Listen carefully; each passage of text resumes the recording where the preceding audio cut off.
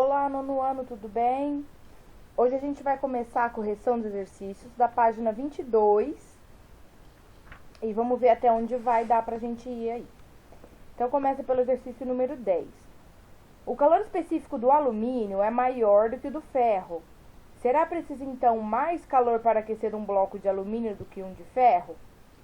Considere a mesma massa para ambos os materiais. Justifique sua resposta e defina o que é calor específico. Então, o calor específico do alumínio é maior do que o do ferro.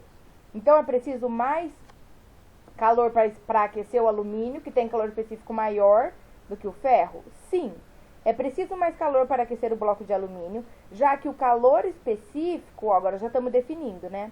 O calor específico é a quantidade de calor necessária para elevar em 1 grau Celsius a temperatura de 1 grama de substância, tá? Então, isso é a definição. Não importa a substância, mas o calor específico da água, ela vai elevar em 1 grau 1 grama de água, tá? O calor específico do ferro é o calor necessário para elevar em 1 grau 1 grama de ferro, tá bom? Então, se o calor específico do alumínio é maior, vai precisar de mais calor para aquecer o alumínio do que o ferro, tá bom?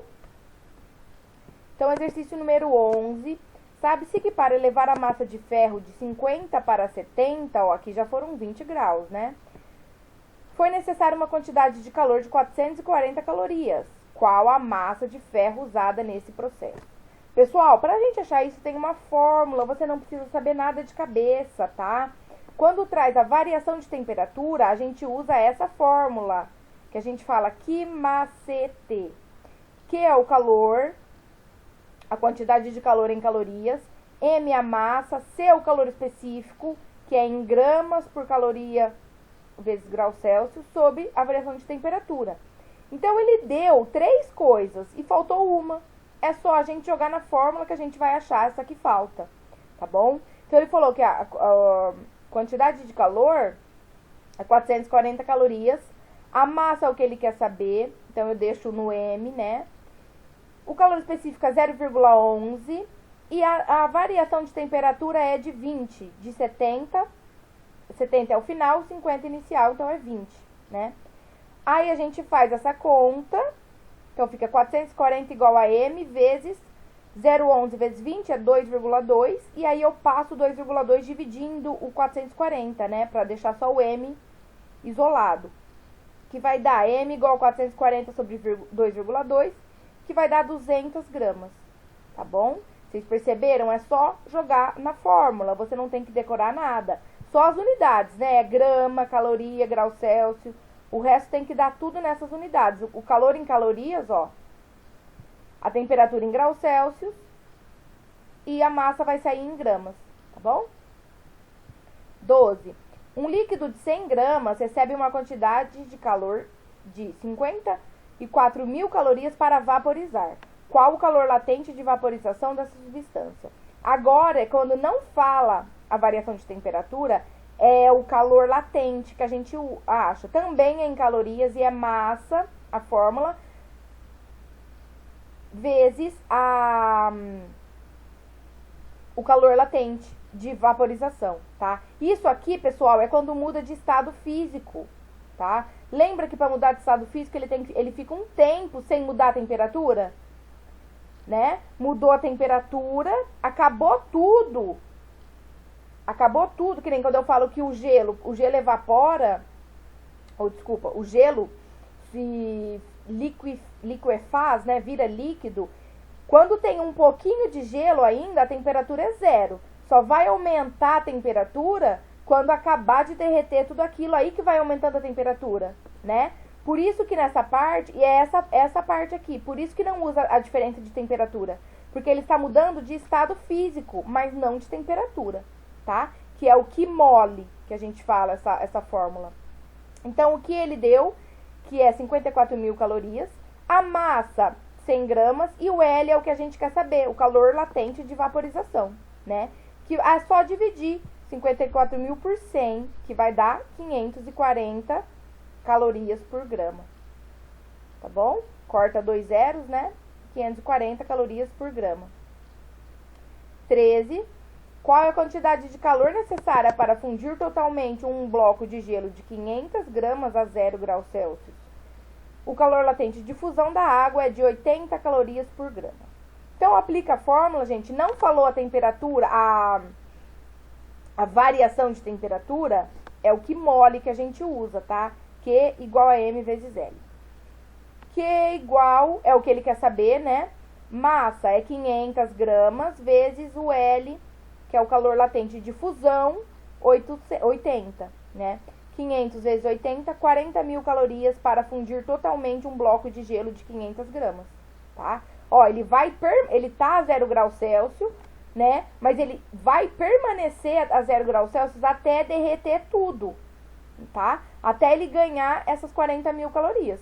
Ele só vai começar a subir a temperatura depois que ele derreter tudo, ganhou tudo isso de caloria, aí que ele vai subir a temperatura, tá? Por isso que a gente não usa a variação de temperatura aqui. 14. Por que é mais fácil abrir um recipiente de vidro se aquecermos um pouco sua tampa de metal? Lembra aquele negócio de dilatação, pessoal, que tem no vídeo, tem na apostila? A tampa de metal, ela dilata mais facilmente que o vidro, tá? Então, com isso, a gente aquecendo a tampa, ela vai dilatar, aumentar um pouquinho ali. Lógico que é muito pouquinho, a gente não percebe, mas aí ela vai ficar folgadinha ali, né? O diâmetro dela fica maior que o diâmetro do recipiente de vidro, e aí a gente desencaixa ela, abre mais fácil, tá bom? 15. A tabela abaixo relaciona o volume de 1 kg de água com a temperatura sob pressão normal. Então, quando a temperatura é 0 graus Celsius, o volume é 1,0002 litros. Quando vai para 4 graus Celsius, o volume vai para 1 litro, né? Para 8 graus Celsius, volta naquele, né? 1,002.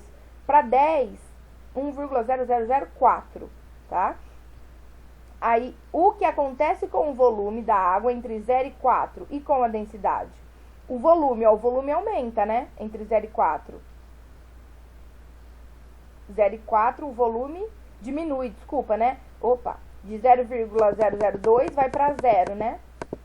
Então, de 0 para 4, o volume diminui. E a densidade? A densidade não é massa sobre volume? Se o volume diminui, a densidade aumenta. Eles são inversamente proporcionais, tá bom? E o que acontece com o volume e a densidade entre 4 e 10? O volume entre 4 e 10 aumenta, né? E a densidade diminui, aí é o contrário, tá? Pessoal, tem um vídeo que fala que a água é diferente nessa relação aqui, tá? No começo o volume diminui, depois ele volta a aumentar, tá bom? Se ficou com dúvida, volta lá no vídeo. Letra C. Escolha qual gráfico que melhor representa a variação do volume da água em função da temperatura e qual que melhor representa a variação da densidade também em função da temperatura. Ó, então aqui tá a temperatura, aqui, isso daqui que você tem que falar para ele, se é o volume ou a densidade, né? Se você olhar lá na tabela, pessoal, de 0 até 4, o que diminui é o volume, né? Ó, de 0 até 4, né, 4 graus, o que vem diminuindo é o volume. Esse aqui tá aumentando, né? De 0 até 4 graus, né? E depois de 4 até 10, de 4, ó, um pouquinho antes do 5, até 10, o volume faz o quê? Aumenta, tá? Então, o volume é o gráfico B e a densidade é o gráfico A, que aí são diferentes, né?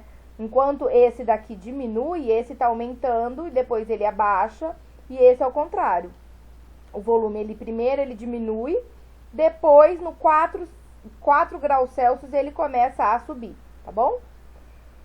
16. O que acontece com as moléculas ou átomos de um objeto quando sua temperatura aumenta? Pessoal, quando a gente está aumentando, pensa na água fervendo, a temperatura está aumentando. O que acontece? A energia interna das moléculas ou dos átomos, né? No caso aí são as moléculas de água, também aumenta. O que aumenta, gente? A velocidade média das partículas. tá? Então, aumentou a temperatura, aumentou o grau de agitação das moléculas, tá?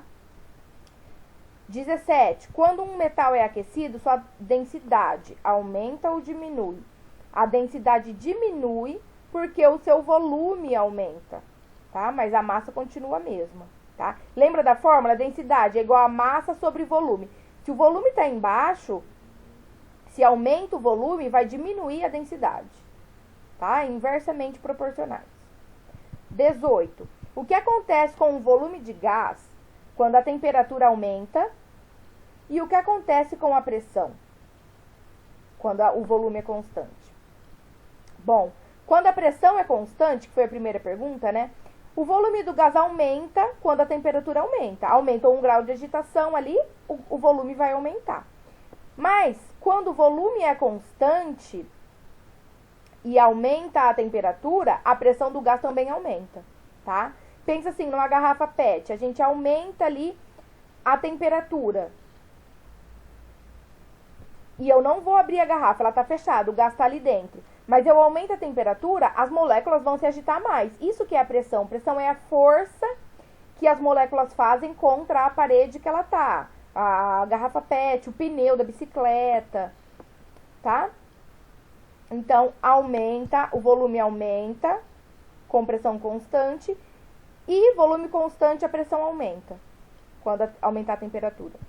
19. Escreva qual o principal processo de propagação de calor envolvido em cada um dos seguintes casos. A. Aquecimento das camadas superiores da água em uma panela sobre a chama do fogão. É convecção térmica. Por quê? Primeiro vai esquentar as que estão embaixo. E por convecção, que é a mudança de camadas de água, vai esquentar em cima também. Tá bom? Aquecimento de uma barra de ferro. Então, você coloca só a pontinha no fogo, mas tudo vai aquecer. O processo é condução. Quando é condução, gente, quer dizer que vai átomo por átomo vai esquentando. Um vai passando para o outro a energia mais forte, né? E tudo vai esquentando igual.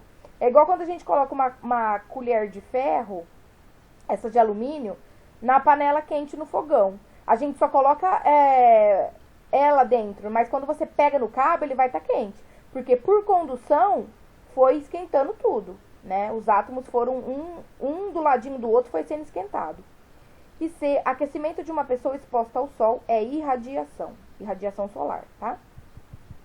20. Costuma-se dizer que um cobertor esquenta nosso corpo, mas não é bem assim.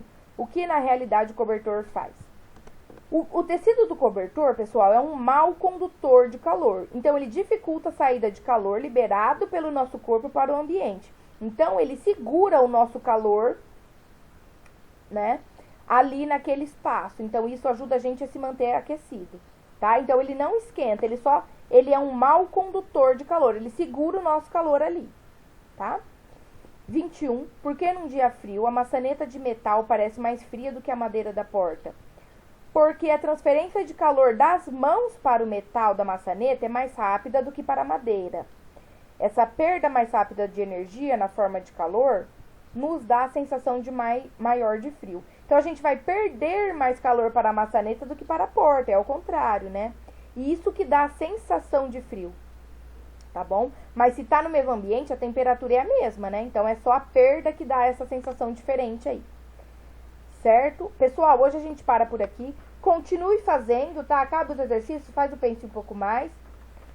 Qualquer dúvida, você vem falar comigo, mas eu vou continuar corrigindo aqui com vocês, tá bom? Um beijo, até mais. Marca devolvido lá pra mim na plataforma. Tchau, tchau.